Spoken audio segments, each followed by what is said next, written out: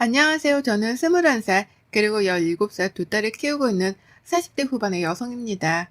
글을 써본 게 정말 오래되어서 사연을 보내려 하니 글 쓰는 걱정부터 되더라고요. 그래도 내 주변 내 사람의 일이다라고 생각하며 너그럽게 봐주시기 바랍니다. 제가 곧 나이도 신이 되고 오래 산 건 아니지만 나름 힘들다고 하는 젊었던 시기도 겪어보며 여기까지 온 사람입니다. 가난한 시골에서 태어나 가난한 집안에서 부모님을 거두려는 장녀의 역할도 오래도록 해봤었고요. 공부의 끈을 놓지 않고 대학에 들어갔지만 다가온 현실에 부딪히며 또 돈을 벌고 고생을 하며 겨우 졸업을 해본 경험도 있습니다. 반에서 1, 2등 한다는 애가 소풍 갈 적에 도시락을 싸가지 못해서 혼자 구석에 숨어 있다가 선생님의 도시락을 빌려 먹어본 적도 있었고요. 지금에 와서 생각을 해보면 눈물 몇 방울쯤은 우습게 찔끔거릴 정도로 힘들었던 시절이 분명히 있었어요. 그래서였는지 결혼하고 지금에 주어진 저의 삶에는 누구보다 감사해하며 살고 있답니다. 이전만큼 배고픔을 느낄 여유도 없고 또 이전만큼 누군가의 눈치를 보며 숨거나 피해야 하는 처지도 아니니까요. 저희 남편은 전문직에 종사하는 사람입니다. 병원이나 법조 계열은 아니지만 자격증 하나 가지고 사무실 차려서 돈벌이를 제법 잘하고 있는 사업자예요.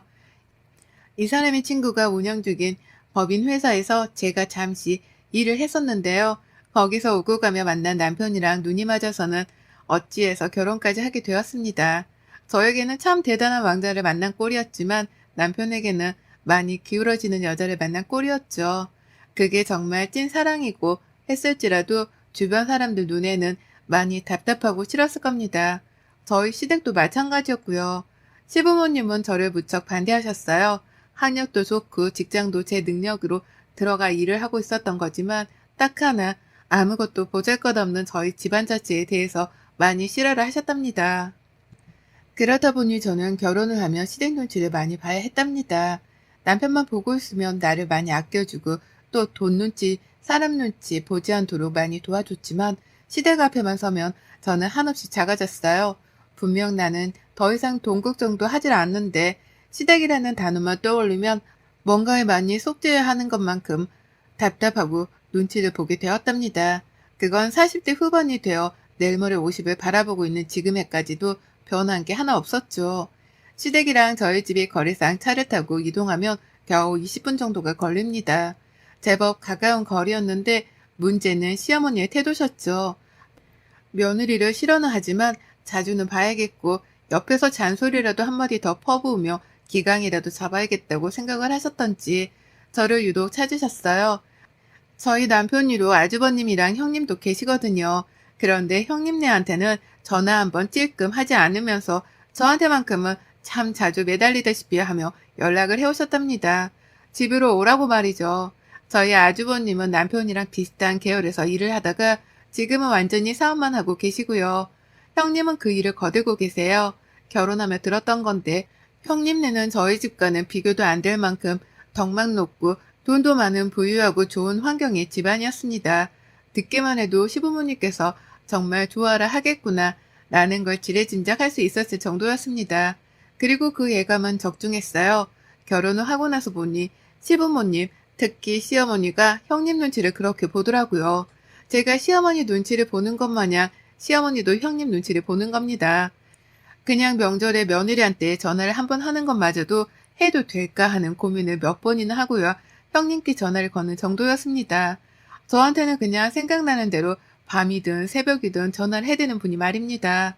다 같이 모이더라도 당연하다는 듯이 저에게는 심부름을 시키면서 형님께는 단 한 번도 뭘 부탁하신 적이 없었어요. 물 한 잔조차 형님 앞에서는 직접 일어나 떠마시거나 굳이 멀리 있는 저를 불러내 떠오라고 시키시곤 하셨죠. 그렇다 보니 어느새 저희 관계는 참 우스워졌습니다. 갑 중에 갑이 형님이셨고요. 그 아래에 시어머니, 그리고 그 가장 밑바닥에 제가 있었죠. 형님도 저를 부려먹는 시어머니의 태도가 익숙하셨던지 어느새부턴가 저에게까지 심부름을 시켜대며 시모 노릇을 하려고 들었어요. 어느새부턴가 수저 하나 놓는 것도 저한테 하라고 시켜대더라고요. 시어머니는 그걸 보며 또 가만히 계시다 잔소리로 더 거들었습니다. 제가 그 사이에 딸들도 둘을 낳았는데 아이들이 어릴 땐 몰랐습니다. 그런데 아이들이 커서 말귀를 알아듣기 시작하고 나니 서서히 걱정되더라고요. 내 아이들이 할머니 집에 왔을 때 이런 꼴을 보고서 나를 어떻게 생각할까라는 걸 말이죠. 그리고 아니나 다를까 이런 걱정들은 모두 현실이 되어서 이제는 아이들이 할머니 집에 가는 걸 죽기보다 싫어한답니다. 가면 엄마 혼자 종년 마냥 일을 하고 또 나이대가 비슷한 형님의 시중까지 받들며 힘들어하는 꼴을 봐야만 했으니까요. 남편 하나만 보고 살면 정말 저는 복받은 사람이었어요. 전보다 훨 좋은 환경에서 잘 살고 있는 게 분명한데 시댁하고 얽히기만 하면 저는 언제나 현실 파악을 하곤 했죠. 난 그냥 태생이 못나게 태어난 사람이라서 눈치 보는 팔자를 절대로 고치지 못하는가 보구나 라는 걸 말입니다. 그런 저를 보고서 안쓰럽지도 않은지 시어머니랑 형님은 갈수록 저를 대하는 태도가 기고만장해졌어요. 특히 형님은 저랑 동갑내기 딸 자식을 키우면서도 단 한 번은 서로 공감하거나 위로해 주지도 않고 또 덕담이나 대화 자체를 진득히 주고받아 보려 하지도 않으시더라고요. 오히려 뜬금없게도 제가 좋은 대학을 나왔다는 것을 문제 삼으며 몇 번이고 제 자존심에 스크래치를 내셨답니다. 그 좋은 대학을 나와서도 결국 결혼해서 집에 붙어있지 않냐며 시어머니랑 이 말을 농담이라 뱉어내며 깔깔거리고 웃으신 적도 있었고요. 저희 아이가 학교에서 내내 전교 1, 2등을 놓치지 않으며 좋은 성적을 받아올 때에도 저희 남편이 자랑하는 말에는 침묵을 하고 계시다가도 제가 기분 좋다며 따라 웃으면 그래도 동서머리가 영 돌대가리는 아니었나 보네. 나는 막말을 퍼부으며 가소롭단 듯 웃어보기도 했어요. 남편이 놀라 돌대가리가 뭐냐고 되물으면 형님은 우리 도련님 또 사랑꾼 되셨네. 농담이에요, 농담. 라면서 웃으며 또 서둘러 자리를 떠버리셨죠. 저한테 똥을 투척하시고는 그냥 그 길로 사과 하나 제대로 안 하고 도망을 가버리신 겁니다. 이런 식으로 비아냥대며 기분을 망치고 자리를 혼자 떠버린 경우가 더러 있었어요. 늘 얼굴이 울그락불그락 시댁만 가면 저의 자존심은 여기저기 난도질을 당해 너덜너덜해지곤 했답니다. 그걸 위로하는 건 저희 남편이랑 애들이었지만 사실 좀 속상하기도 했어요. 남편은 왜 시댁에서 한마디도 제대로 못하는가 싶어 답답하기도 했거든요. 시댁에서 받을 재산이라도 생각을 해서 가만히 얌전을 떠는 건가 싶기도 했고 나를 정말 소중한 사람으로 생각해 주질 않는가 보구나 싶기도 해서 저 혼자 실망을 했습니다. 누구도 알지 못하게 혼자 쏘가리를 하며 사는 일이 많아졌고 그렇다 보니 더 이상 돈 걱정을 하지 않지만 마음고생은 한결같이 해오고 살았어요. 그러다 저희 큰아이가 작년에 수능을 칠 나이가 되었고요. 저희 아이는 재수를 하게 되었습니다. 워낙 공부를 잘하던 아이였는데 수능을 망친 바람에 더 좋은 대학으로 진학을 하기 위해 스스로 내린 결정이었어요. 저희 부부는 무조건 아이를 응원하기로 했고 그래서 지금 열심히 뒷바라지를 하는 중이었고요. 하지만 이것마저도 시댁에서는 특히 형님은 눈엣 가시로 취급을 하셨어요. 그냥 뭐가 다 마음에 들지 않으셨던 거죠. 형님의 아이도 저희 아이랑 동갑이고 같이 수능을 쳤는데 이번에 대학을 갔거든요. 서울 안에 있는 하위권 대학에 말이죠. 형님이 저를 싫어하는 걸 아니까 형님 아이가 수능을 칠 때에도 그리고 대학에 붙었다는 소식을 들었을 때에도 저는 무조건 격려하고 칭찬하고 또 안부를 여쭙는 전화만 날렸습니다. 물론 형님은 저희 아이한테 그 어떠한 응원의 말씀도 해주려 하신 적이 없었으나 전 그냥 자식이 수험생이니 형님도 얼마나 떨리실까 싶은 마음에 아이한테 응원을 전해달라며 격려의 전화는 남겼죠. 초콜릿이나 수능여 선물도 직접 사다가 보내줬고요. 그렇게 진 수능이었고 형님 딸아이는 대학에 합격을 했는데요. 형님의 태도가 이상하더라고요. 저희 아이가 재수를 하는 것이 꼭 저를 닮아 모지리같이 구는 행동이라며 이해할 수 없던 반응을 보이신 겁니다. 자식의 부모인 저희 부부가 괜찮다며 가만히 있는 와중에 뜬금없이 형님이 말이죠. 더 좋은 대학을 가려는 것 자체가 욕심이고 또 재수를 하게 한 제가 생각이 짧았다며 그 말을 시댁에서 시어머니를 앞에 두고서는 한참이나 중얼중얼 거리시더라고요. 공부를 잘하는 줄 알았는데 알고 보니 좋은 대학에 한 방에 붙을 만한 성적은 아니었다면서 그간에 그렇게 공부를 잘한다는 말만 늘어놓더니만 재수가 뭐야 재수야. 어머님 저 진짜 깜짝 놀랐잖아요. 라고 말씀을 하셨죠. 가뜩이나 우리 아이가 힘들까 싶어 걱정도 되고 미안함이 큰데 저를 앞에 세워두고 이런 소리를 주고받다니 전 정말 충격이었습니다.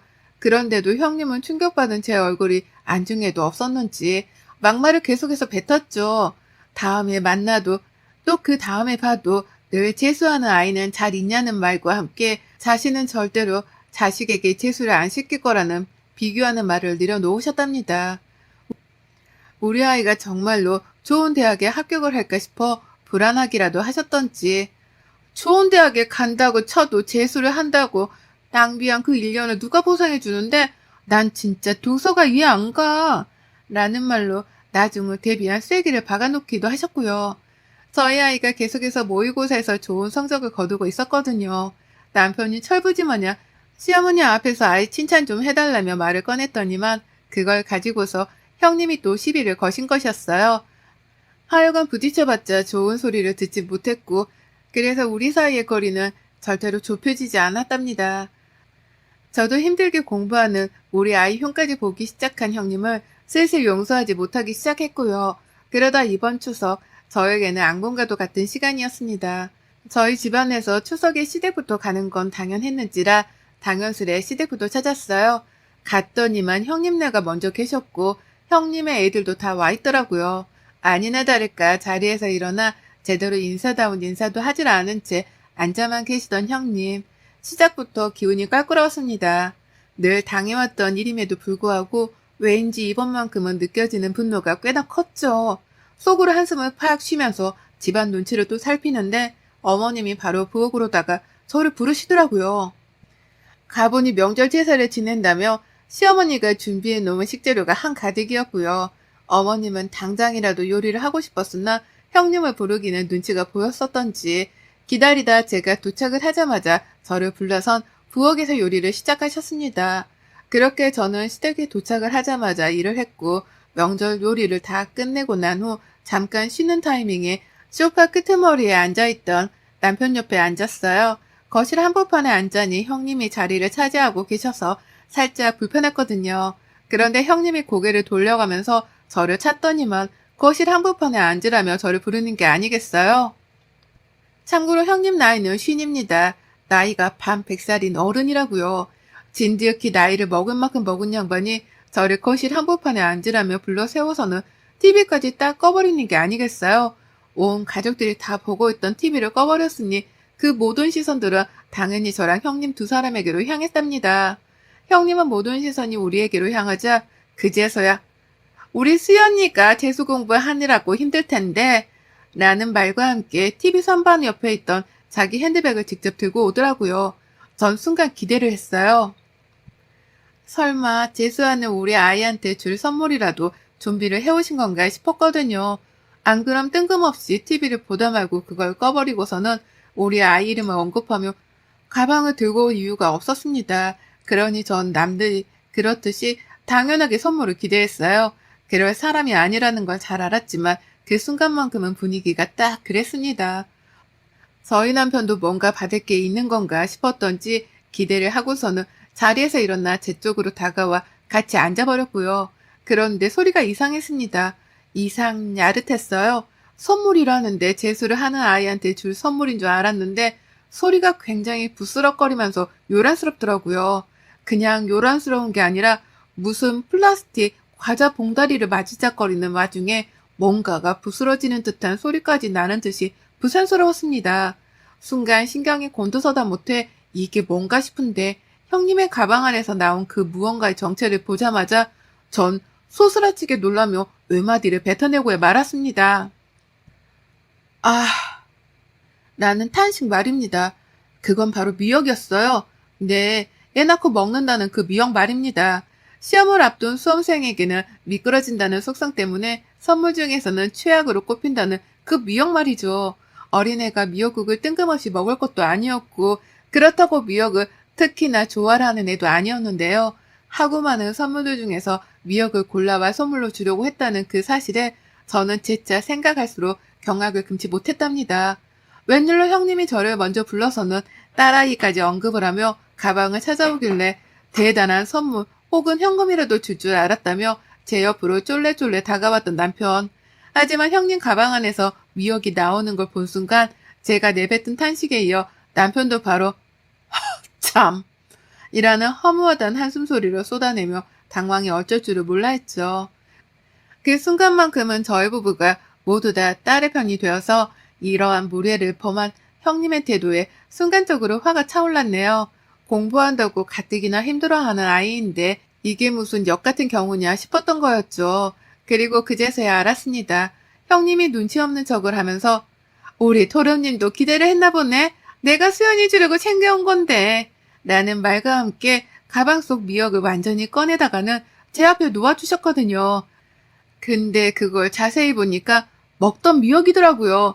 색을 사왔어도 잘했다고 칭찬을 해줄까 말까 하는 와중이었는데 자신이 집에서 먹다 남았던 미역을 그 인공 포장지 안에 그대로 담아서는 가방 안에 꾸겨 넣어서 들고 온 겁니다.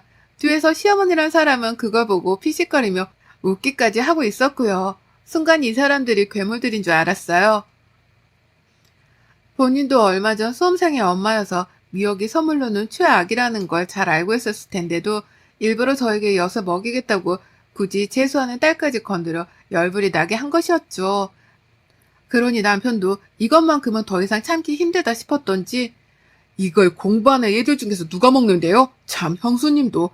라면서 형님을 향해 분노의 레이저를 쏘아대기 시작했습니다. 그리고 저는 이때다 싶어 남편의 행동에 불을 끼얹었죠. 그간에 저 무시하고 까내리고 했던 것들 다 괜찮아요. 뭐 원래 인성이 그 정도밖에 안 되시는 분이시구나 싶어서 제가 그간 참고는 살았습니다. 근데 이건 아니죠. 지금도 독서실 가서 힘들게 공부하고 있는 애가 무슨 잘못이 있다고 이런 추태를 벌이세요? 라고 형님께 쏘아 물었어요.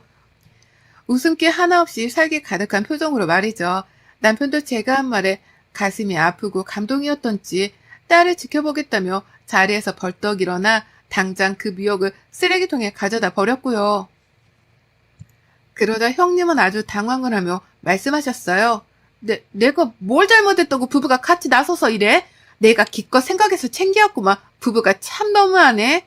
라면서 혼자 착한 척, 신경 써준 척은 다 하면서 오히려 저희를 비난하시더라고요. 오버하는 중이라는 말까지 하셨답니다. 그러니 저는 내가 오버를 하는 건가 싶다가도 도저히 용납이 되질 않는 형님의 말씀에 결국 화를 터뜨리고야 말았어요. 거참, 나이값 좀 하고 사세요. 반백살 먹은 양반이 유치하게 뭐하는 짓이야 이게?